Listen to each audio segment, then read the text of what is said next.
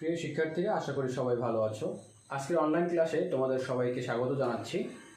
আজকে আমি আলোচনা করব তোমাদের বইয়ের সপ্তম অধ্যায় শব্দ ও তরঙ্গ অধ্যায়টি নিয়ে। গত ক্লাসে আমি তোমাদেরকে এই অধ্যায়ের বেশ কিছু তথ্য সম্বন্ধে জানিয়েছিলাম। তারই ধারাবাহিকতায় আজকে আমি তোমাদের সামনে আরও কিছু তথ্য নিয়ে হাজির হয়েছি। আশা করি তোমরা সবাই মনোযোগ সহকারে ক্লাসটি দেখবে এবং কিছু শেখার চেষ্টা করবে। আজ আমি গুরুত্বপূর্ণ কিছু তথ্য তোমাদেরকে দিতে যাচ্ছি।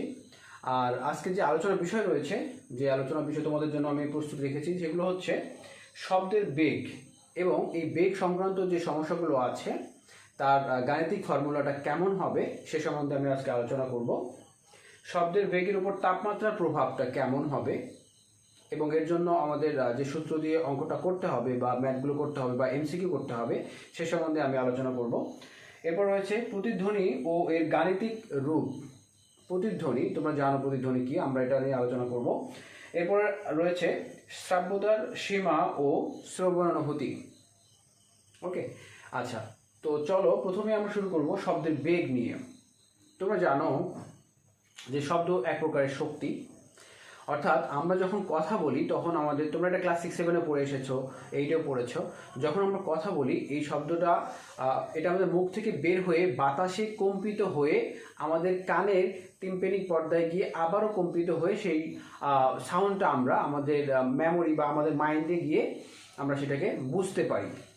ওকে, তাহলে এখানে এটা কি হয়, শব্দ আসলে কীভাবে তৈরি হয়? তরঙ্গের মাধ্যমে বাতাসে এটা স্পন্দিত হবে, কম্পিত হবে, হয়ে সেটা আমাদের কানে গিয়ে ধাক্কা দিবে বা সেটা কানের টিম্প্যানিক পর্দায় গিয়ে আবারও তরঙ্গায়িত হবে, হয়ে সেই শব্দটাকে আমরা শুনতে পাবো বা বুঝতে পাবো।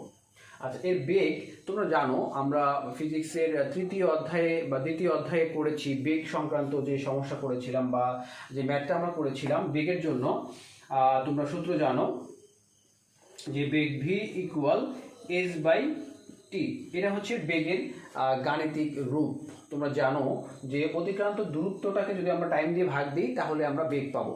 বেগটা একটা ভেক্টর রাশি, এটা নির্দিষ্ট একটা দিক থাকতে হবে। আচ্ছা, এখন এটা দিয়ে আমরা শব্দের বেগ কিভাবে বের করব সেটা আমরা বের করবো। তোমরা জানো যে বা তোমরা বইটা হয়তো বা এতদিনে রিডিং পড়ে ফেলেছো অলরেডি, সপ্তম অধ্যায়টাতে। তোমরা জানো যে 0 ডিগ্রি সেলসিয়াস তাপমাত্রায় শব্দের বেগ, তোমাদের যে নতুন বইটা রয়েছে যে 0 ডিগ্রি সেলসিয়াস তাপমাত্রায় শব্দের বেগ দেওয়া আছে 330 মিটার পার সেকেন্ড, এটা দেওয়া আছে। তবে এর আগে যে বইগুলো ছিল সেখানে 0 ডিগ্রি সেলসিয়াস তাপমাত্রায় শব্দের বেগ দেওয়া ছিল 332 মিটার পার সেকেন্ড। ওকে, তো কনফিউশনের কিছু নেই এখানে।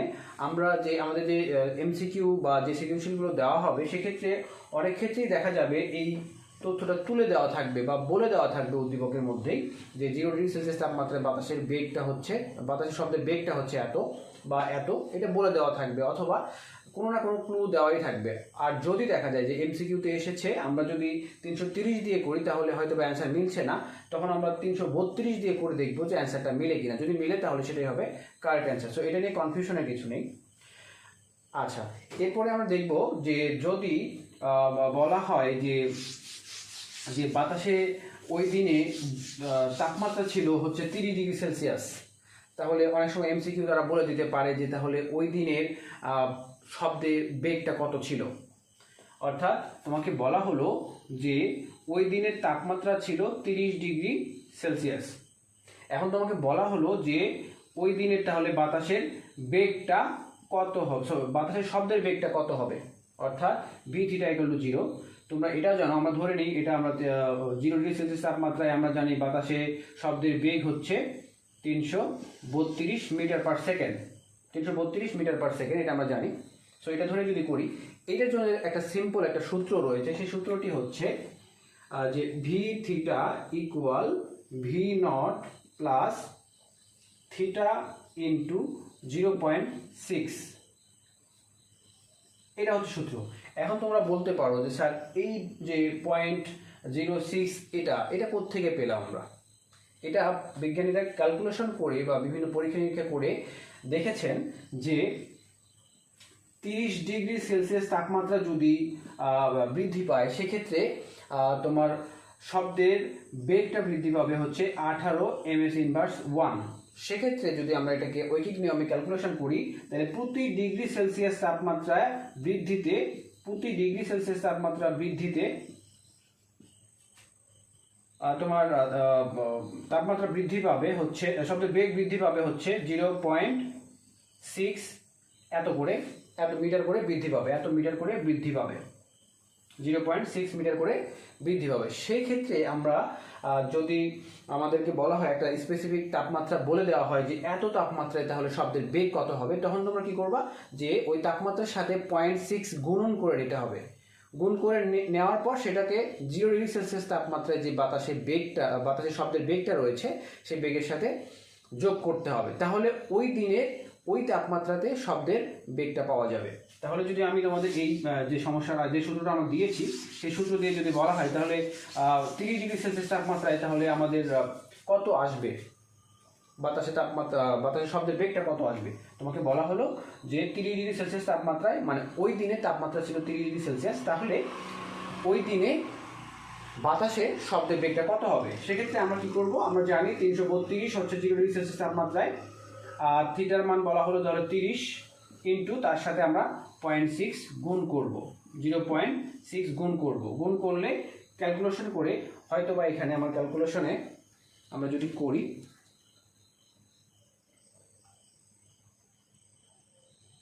আমাদের ক্যালকুলেশনে আসবে 30 ইন্টু 0.6 ইকুয়াল প্লাস 350, অর্থাৎ ওই দিনে বাতাসে শব্দের বেগ হবে 350 মিটার পার সেকেন্ড। ওকে, এটা হচ্ছে এই সূত্র দিয়ে তোমরা এই এমসিকিউগুলো সমাধান করবে। দেখো অনেক সময় তোমাদের এখন কনফিউশন হয়ে যেতে পারো যে তাহলে আমরা এখানে 0 ডিগ্রি সেলসিয়াস তাপমাত্রার বাতাসের বেগটা কত ধরবো, 330 ধরবো নাকি 332 ধরবো। তোমরা আগে দেখবা 330 দিয়ে করে দেখো, তোমাদের বইয়ে যেহেতু এখন 330 দেওয়া হয়েছে, তাহলে 330 দিয়ে তোমরা করে দেখো, যাতে তাদের যদি তোমাদের ওখানে যে অপশন 4টা থাকবে তার একটা অপশনের সাথে যদি মিলে না যায় তাহলে তোমরা 332 দিয়ে করে দেখো যে কোনো একটা অপশনের সাথে মিলে যায় কিনা। যদি মিলে যায় তাহলে ওটাই হবে আমাদের অ্যান্সার। ওকে, আচ্ছা এটা গেল একটা বিষয়। এখন আমরা জানবো হচ্ছে যে আরও একটা পদ্ধতি আছে তোমাদের এখনকার বইয়ে, এটা বের করার আরও একটা পদ্ধতি আছে বা আরও একটা সূত্র দেওয়া আছে। সেই সূত্রটা ছিল, তোমরা জানো বা আমরা বইয়ে দেখেছি যে বাতাসের শব্দের বেগটা হবে তার তাপমাত্রার বর্গমূলের সমানুপাতিক। ওকে, তাহলে তোমাকে বলা হলো কোনোভাবে তারা বলে দিল যে 30 ডিগ্রি সেলসিয়াস তাপমাত্রা অর্থাৎ T1 এর মান, T2 এর মান বলা হলো, T2 এর মান হচ্ছে 30 ডিগ্রি আর T1 এর মান হচ্ছে প্রাথমিক যে তাপমাত্রাটা আছে সেটা কেলভিন স্কেলে নিতে হবে 273, এখানে 273 এটাকে কেলভিন স্কেলে নিতে হবে। তাহলে 30 ডিগ্রি সেলসিয়াস তাপমাত্রাতে ওই দিনে শব্দের বেগটা কত হবে, অর্থাৎ V2 equal to what, 30 degree Celsius তাপমাত্রাতে শব্দের বেগ হচ্ছে V2 যদি আমরা ধরি তাহলে V2 এর মানটা আমাদের বের করতে হবে। তাহলে এটা যেহেতু এইভাবে আছে, এই সূত্রটা যদি আমরা একটা আদর্শ ফরম্যাট বা যদি একাধিক ইয়ার ক্ষেত্রে লিখি, তাপমাত্রার ক্ষেত্রে লিখি বা একাধিক অবস্থার জন্য লিখি, তাহলে আমরা এটাকে লিখতে পাবো যে V2 by V1 equal whole root T2 by T1। এখান থেকে যদি অনলি আমরা V2 এর মানটা বের করতে চাই তাহলে V1 এর পাশে গুণ হয়ে যাবে root over T2 by T1। এখন এখানে তোমরা জানো 0 ডিগ্রি সেলসিয়াস তাপমাত্রায় বাতাসের শব্দের বেগ 330 অথবা 332, যেটা অপশন দেওয়া থাকবে সেটা দিয়ে করবা। তারপরে হচ্ছে কি রুট ওভার, এখানে এটা হচ্ছে কি থিটা T2 মানে হচ্ছে কি 30 ডিগ্রি সেলসিয়াস তাপমাত্রা, তাহলে 30 এর সাথে তুমি 273 যোগ করবা, কেননা তোমার এটাকে অবশ্যই কেলভিন স্কেলে নিতে হবে। আর T1 এর মান হচ্ছে 0 ডিগ্রি সেলসিয়াস তাপমাত্রা মানে কি 273, 0 সাথে 273 যোগ করতে হবে, তাহলে সেটা কেলভিন হয়ে যাবে। তাহলে এটা ক্যালকুলেশন করে যেটা মান পাবে সেটাই হবে আমাদের অ্যান্সার। এই ক্যালকুলেশনটা করার দায়িত্ব তোমাদের। ওকে, এইভাবে তোমরা ম্যাথ সলভ করতে পারো বা এমসিকিউ সলভ করতে পারো। দুটোই আমি তোমাদেরকে শিখিয়ে দিলাম, তোমাদের কাছে যেটা ভালো লাগবে তোমরা সেটা দিয়ে সলভ করবে। আচ্ছা, এরপরে দেখবো আমরা যে অলরেডি আমরা কিন্তু শব্দের বেগের উপর তাপমাত্রার একটা প্রভাব কিন্তু অলরেডি আলোচনা করে ফেললাম। তোমরা তোমাদের বইয়ে দেওয়া আছে দেখবা যে পানিতে শব্দের বেগ কত, তারপর হচ্ছে লোহাতে শব্দের বেগ কত। তোমাদের বই এখন যেটা দেওয়া আছে পানিতে শব্দের বেগ দেওয়া হয়েছে ভেলোসিটি ইন ওয়াটার, এটা দেওয়া আছে হলো 1400 93 মিটার পার সেকেন্ড। আর লোহাতে দেওয়া আছে ভেলোসিটি ইন আয়রন, এটা তোমার লোহাতে দেওয়া আছে হলো 5130 মিটার পার সেকেন্ড। এই যে মানগুলো অবশ্যই তোমরা এটা তোমাদের মাথায় রাখবে, অর্থাৎ কোনো একটা ম্যাথ করার ক্ষেত্রে বা কোনো একটা সৃজনশীল বলো বা এমসিকিউ বলো, যেখানেই করো না কেন এই জিনিসগুলো তোমাদের যদি মাথায় থাকে তাহলে তোমরা খুব দ্রুততার সাথেই কিন্তু সব ধরনের সমস্যাগুলো সমাধান করে ফেলতে পারবে। অবশ্যই এই জিনিসগুলো তোমাদের মাথায় রাখতে হবে। আমি বলবো যে এটাকে মাথায় রাখা বলতে মেমোরাইজ বলবো না, এটা মুখস্থ করা বলবো না, তোমরা দেখতে দেখতে দেখা যাবে যে এই জিনিসগুলো তোমাদের মাথায় অটোমেটিক্যালি সেট হয়ে যাবে। ওকে, আচ্ছা, এরপর প্রতিধ্বনির জন্য আমরা একটু বোঝার চেষ্টা করবো যে আসলে প্রতিধ্বনি এটা নিয়ে অনেক এমসিকিউ থাকবে, অনেক সৃজনশীল থাকবে, এটা আমাদের খুব ভালো করে বুঝতে হবে। খেয়াল করো প্রতিধ্বনিটা আসলে কি। দেখো, এটা মনে করো একটা ওয়াল, এটা একটা বিশাল একটা ওয়াল মনে করো, এটা একটা ওয়াল। ওকে, এই জায়গায় কোনো একজন ব্যক্তি দাঁড়িয়ে আছে মনে করো, এখানে একটা ব্যক্তি দাঁড়িয়ে আছে, এখানে একটা ব্যক্তি দাঁড়িয়ে আছে, এ সাউন্ড করলো, তো সাউন্ডটা কি করবে, এইদিকে সব চারদিকে ছড়িয়ে যাবে। সাউন্ড করলো, সে সাউন্ডটা এখানে আসলো, এটা শব্দটা গেল। এখন এই ওয়ালের সাথে এই শব্দটা বাড়ি খেয়ে বা ধাক্কা খেয়ে আবার ওই ব্যক্তির বা ওই উৎসের কানের কাছে আসবে, তাহলে শব্দটা একবার গেল, আবার সে ফেরত আসলো, এই ফেরত আসা শব্দটাই হচ্ছে প্রতিধ্বনি। ওকে, তাহলে একটা শব্দ গিয়ে কোনো একটা প্রতিফলকে বা কোনো একটা দেয়ালে বা কোনো একটা প্রতিবন্ধকে বাধা পেয়ে পুনরায় আবার উৎসের কাছে ফিরে আসলে উৎসের কাছে ওই জিনিসটাকে বলা হবে প্রতিধ্বনি। ওকে, আচ্ছা, এখন কথা দেখো, এখানে একটা মজার বিষয় হলো কি, যে এই যে এটা গেল, ধরো এই উৎস থেকে অর্থাৎ যেখানে শব্দটা সে করেছে সেখান থেকে এই ওয়ালের দূরত্ব ধরো ডি মিটার। তাহলে শব্দটা দেখো তো, এই প্রতিধ্বনি যদি আমরা শুনতে চাই তাহলে কি করবো, শব্দটা একবার যাবে এইদিকে, গিয়ে আবার এদিকে ফেরত আসবে। তাহলে কি করলো, সে দুইটা ডি অতিক্রম করলো, অর্থাৎ সে দুইটা দূরত্ব অতিক্রম করলো, দুইটা দূরত্ব অতিক্রম করে আবার আমার কানে এসে পৌঁছেছে। ওকে, তার মানে সে 2D দূরত্ব অতিক্রম করেছে। এখন মজার বিষয় হলো যে অনেক সময় আমরা আমাদের কথার প্রতিধ্বনি শুনি, আবার অনেক সময় শুনি না। এটা আসলে কেন হয়, আমরা অলরেডি ইয়েতে চলে আসবো, এই শ্রবণানুভূতিতে চলে আসবো। শ্রবণানুভূতি কি, অর্থাৎ আমরা যখন কোনো একটা শব্দ শুনি সেই শব্দটা আমাদের মস্তিষ্কে বা আমাদের মাথায় 0.1 সেকেন্ড ধরে রয়ে যায়, অর্থাৎ তার রেশ 0.1 সেকেন্ড আমাদের মস্তিষ্ক ধরে রাখে। যে শব্দটাই আমরা শুনি না কেন সেই শব্দটা আমাদের মস্তিষ্কে 0.1 সেকেন্ড ধরে থাকে।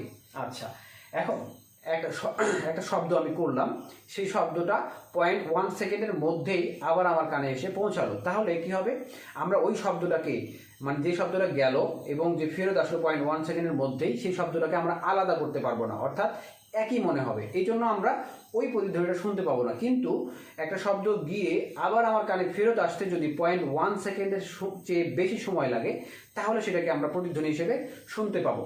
ক্লিয়ার? তাহলে অনেক সময় দেখা যায় কোনো কোনো রুমে তোমরা হয়তো একটু ছোট বা আকারে যদি একটু ছোট রুম হয়, সেই রুমের ক্ষেত্রে মধ্যে যদি তোমরা কথা বলো তাহলে দেখা যাবে যে তোমার কথাটার নয়েজ হচ্ছে, অর্থাৎ তুমি তোমার কথাটা আবারও শুনতে পাচ্ছ। এটা আসলে কেন হয়? এটা এই জন্যই হয় যে তুমি তোমার কথাটার প্রতিধ্বনি শুনতে পাচ্ছ, অর্থাৎ যে কথা তুমি বলছো সেই কথাটা চারপাশে যে ওয়াল রয়েছে বা দেয়াল রয়েছে সেই দেয়ালে গিয়ে বাধা পেয়ে আবার তোমার কানে আসতেছে, যেটা হচ্ছে 0.1 সেকেন্ডের বেশি সময় পরে, অর্থাৎ 0.1 সেকেন্ডের মধ্যেই ফেরত আসতেছে না, 0.1 সেকেন্ডেরও বেশি সময় পরে তোমার কানে আসতেছে। এই কারণে তুমি ওই শব্দটাকে প্রতিধ্বনি হিসেবে শুনতে পাচ্ছ। ক্লিয়ার? তাহলে এক্ষেত্রে দেখো, যদি প্রতিধ্বনির ক্ষেত্রে আমরা সূত্রটাকে শিখতে চাই, আমরা প্রথমে যে সূত্রটা শিখলাম বেগের জন্য v = s/t। ওকে, এখন আমি যদি s এর পরিবর্তে এখানে d লিখি সেটাও আমাদের হবে, কেননা আমি এসটা আসলে কি, এসটা হচ্ছে স্মরণ বা কতটুকু দূরত্ব সে অতিক্রম করেছে সেটা, আর ডিটাও ঠিক তাই, এটাও হচ্ছে সে কতটুকু দূরত্ব অতিক্রম করেছে একটা নির্দিষ্ট দিকে, সেটা হচ্ছে এই ডি এর মান, আর তার জন্য সে কতটা সময় নিয়েছে সেটা হচ্ছে টি। এটা হচ্ছে নর্মালি শব্দের জন্য এই সূত্রটা আমরা ইউজ করি। যদি সেটা প্রতিধ্বনি হয়, এবারই মজার বিষয়, যদি সেটা প্রতিধ্বনি হয় তাহলে কিন্তু ওই সূত্রটা হবে না। তখন কি হবে? তখন হবে যে বেগ v = 2d/t। কেন? কারণ প্রতিধ্বনি হচ্ছে কি, সেই শব্দটা একবার যাবে, গিয়ে আবার আমার ফেরত আসবে, আমার কাছে আবার ফেরত আসবে, তার মানে কি সে ওই একই দূরত্ব দুইবার অতিক্রম করবে। এই জন্য এখানে 2 হবে, অর্থাৎ 2d/t। এটা হচ্ছে প্রতিধ্বনির জন্য প্রতিধ্বনির বেগ, অর্থাৎ প্রতিধ্বনি যখন আমরা শুনতে পাবো তখন বেগের জন্য সূত্রটা হবে এত। এখন মজার বিষয় হলো যে তোমরা জানো 0°C তাপমাত্রায় তোমার বাতাসের শব্দের বেগ হচ্ছে 330 অথবা 332। এখন ধরে নাও যে যদি আমরা 0°র জন্যই চিন্তা করি, তাহলে ওই প্রতিধ্বনিটা যদি আমরা শুনতে চাই, বা আমরা যদি এমন হয় যে ওই প্রতিধ্বনিটা আমরা শুনতে চাই, সেক্ষেত্রে প্রতিধ্বনি শুনতে চাই তার মানে কি, ওখানে টি এর মানটা হবে 0.1 সেকেন্ড। ওকে, তাহলে কতটুকু দূরত্ব রাখতে হবে, প্রশ্নটা হচ্ছে কতটুকু দূরত্ব রাখতে হবে সেটা আমরা বের করতে চাই। তাহলে তোমরা জানো যে 0°C তাপমাত্রায় বাতাসের শব্দের বেগ হচ্ছে 332 বা 330। তাহলে তুমি দরকার হচ্ছে কি তোমার ডি এর মান, তাহলে 2d = vt, বা অনলি d = vt/2। তাহলে তুমি মানগুলো বসিয়ে দাও, তাহলে শব্দের বেগটা হবে কত, 300। আচ্ছা, ধরো আমরা 30°C তাপমাত্রায় বের করতে চাই, 30°C ওই দিকে তাপমাত্রা 30°C আছে, তাহলে কমপক্ষে কতটুকু দূরত্ব হলে আমরা প্রতিধ্বনি শুনতে পাবো। তাহলে 30°C তাপমাত্রায় শব্দের বেগ 350, একটু আগে আমরা বের করেছিলাম। আর প্রতিধ্বনি শুনতে চাই মানে সেখানে আমরা টি এর মানটা বসাবো 0.1, তাহলে এখানে হবে 2। তাহলে এটা যদি আমরা ক্যালকুলেশন করি তাহলে কি মান আসে দেখো, তাহলে 350 × 0.1 ভাগ হচ্ছে 2, তাহলে হচ্ছে 17.5। 17.5 মান আসতেছে হলো 17.5। তাহলে ওই দিনের তাপমাত্রা যদি 30°C হয় আর আমরা যদি প্রতিধ্বনি শুনতে চাই, তাহলে আমি যে কথা বলবো আমার সেই জায়গা থেকে ওই প্রতিফলক বা দেয়ালের দূরত্ব কমপক্ষে 17.5 হতে হবে। তাহলে বা এর যদি কম হয়ে যায়, অর্থাৎ 17.5-এর চাইতে যদি কম হয়, তাহলে আমরা প্রতিধ্বনি আর শুনতে পাবো না, কেননা সেটা 0.1 সেকেন্ডের মধ্যে আবার কানে ফেরত আসবে। যদি আমরা প্রতিধ্বনি শুনতে চাই তাহলে অবশ্যই সেটার ওয়ালের দূরত্ব আমার মানে আমি যেখান থেকে সাউন্ড করবো সেখান থেকে ওই ওয়ালের দূরত্ব হতে হবে কত, 17.5। এর চেয়ে কম হলে আমরা প্রতিধ্বনি শুনতে পাবো না, কিন্তু বেশি হলে আমরা প্রতিধ্বনি শুনতে পাবো। আচ্ছা, এটা ছিল একটা ম্যাথ। এরকম প্রশ্ন অনেক এসে থাকে, সৃজনশীল প্রশ্ন বা এমসিকিউ প্রশ্ন এসে থাকে। আচ্ছা, এটা আমরা শিখলাম প্রতিধ্বনির ক্ষেত্রে গাণিতিক রূপটা কেমন হবে সেটা আমরা শিখে গেলাম। এবার আসো শ্রাব্যতার সীমা। তোমরা এটা বইয়ে কিন্তু রিডিং করে দেখতে পাবা যে বলা আছে যে আমরা 20 হার্জ থেকে 20,000 হার্জ এর মধ্যে যে শব্দগুলো আছে সেই শব্দগুলো শুধু শুনতে পাবো। এর কম হলেও আমরা সেই শব্দ শুনতে পাবো না, বেশি হলেও পাবো না। অর্থাৎ কোনো একটা শব্দ যদি 20 হার্জ HZ 20 হার্জের চেয়ে কম হয় তাহলে সেই শব্দটা আমরা শুনতে পাবো না। আবার কোনো শব্দ যদি 20,000 হার্জ এর চেয়ে বেশি হয় তাহলে সেটাও আমরা শুনতে পাবো না, তাহলে কি হতে হবে যে 20 হার্জ থেকে 20,000 হার্জ এর মধ্যে যে শব্দগুলো হবে সেই শব্দগুলোই কেবল আমরা শুনতে পাবো। আর এটাই হচ্ছে শ্রাব্যতার সীমা, অর্থাৎ যে সীমার মধ্যে আমরা শব্দটা শুনতে পাই সেটা হচ্ছে শ্রাব্যতার সীমা। এর বেশি হলেও শুনতে পাবো না, এর কম হলেও আমরা শুনতে পাবো না। যদি আমরা শব্দটা শুনতে চাই তাহলে এর মধ্যেই হতে হবে, এর বেশিও হয়। আবার তোমরা জানো যে বাদুড় যখন রাতের বেলা পথ চলে তখন কিন্তু সে আসলে চোখে দেখে না, তখন সে কিভাবে আসলে পথ চলে। আমরা যেমন চোখে দেখে কোন দিক দিয়ে যেতে হবে, কোন দিক দিয়ে গেলে আমরা বিপদে পড়বো বা গর্তে পড়বো বা ওয়ালের সাথে গিয়ে বাড়ি খাবো, সেটা আমরা চোখে দেখে আন্দাজ করি, মানে চোখে দেখেই আমরা সেই জায়গা দিয়ে নিরাপদে যেতে পারি। কিন্তু এই বাদুড়রা আসলে কিভাবে চলে, এই বাদুড়রা তোমার দেখা যাচ্ছে যে তারা একটা সূক্ষ্ম শব্দ তৈরি করবে, এই শব্দ তৈরি করে সেই শব্দটা গিয়ে সামনে যদি কোনো প্রতিবন্ধক থাকে বা কোনো বাধা থাকে সেই বাধাতে গিয়ে শব্দটা একটা ধাক্কা খাবে, ধাক্কা খেয়ে তার কানে ফেরত আসবে। আর বাদুড় সেই সব প্রতিধ্বনিটা শুনেই আন্দাজ করতে পারবে আসলে যে তার সামনে কি ধরনের বিপদ আছে বা কি ধরনের বাধা আছে, সেই অনুযায়ী তার পথটাকে নির্ধারণ করে সামনের দিকে এগিয়ে যাবে। ওকে, তাহলে শব্দত্ব তৈরির মাধ্যমে বাদুড় পথ চলে থাকে। আচ্ছা, এই ছিল আমাদের শ্রাব্যতার সীমা। আর শ্রবণানুভূতি যেটা আমি বললাম যে কোনো একটা শব্দ আমরা শোনার পর আমাদের মস্তিষ্কে সেটার রেশ বা সেটার একটা স্থায়িত্ব থাকে, সেটা হচ্ছে 0.1 সেকেন্ড। এই 0.1 সেকেন্ডের মধ্যেই যদি আমরা আবারও ওই শব্দটা শুনি তাহলে সেটাকে আলাদাভাবে ফাইন্ড আউট করতে পারি না। আর এটাই হচ্ছে আমাদের শ্রবণের অনুভূতি বা শ্রবণের স্থায়িত্ব কাল 0.1 সেকেন্ড। এটাও এমসিকিউ আসতে পারে। তো আজকের ক্লাসটা আমরা এখানে শেষ করব। আশা করি তোমরা খুব ভালোভাবে ক্লাসটা দেখেছো মনোযোগের সাথে, এবং এটা নিজেরা বাসায় অনুশীলন করে তোমরা অবশ্যই উপকৃত হবে।